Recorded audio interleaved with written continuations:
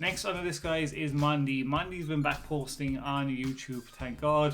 As we all know, he's building a hypercar with Houston. He's doing a lot of business opportunities at the moment, so he doesn't post that much, but he had to go away and get a new car for a track day. And he went away and spent $200,000 just to buy a car for a track day. And my God, $200,000 well spent, in my opinion. Beautiful Mercedes GTR Pro. It's so nice. I mean, I wish I had $200 to splash on a GTR Pro. They are really quick as well. I really do like them.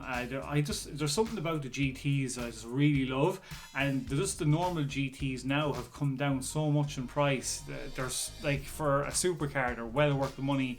I've always said, if I was ever getting an R8 for this channel and I got big enough to get another supercar after that, it'd probably be a Gallardo or a AMG GT. So it's a beautiful spec.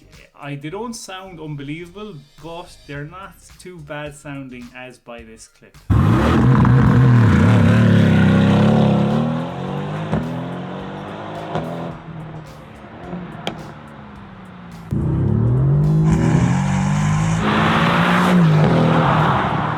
And there you go, guys. Let me know in the comments below, should he got something else for 200,000? Are you glad he got the AMG GTR Pro?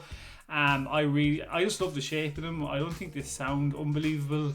Maybe with a tune and a few exhaust mods, it might sound a lot better. But I really do love that car, and so glad he got it. What else could he got for 200,000? I don't know. He definitely wouldn't have probably gotten a McLaren anyway. So I just want to hear your opinions and thoughts in the comments below about Mondi getting this car, and what you think of it as well.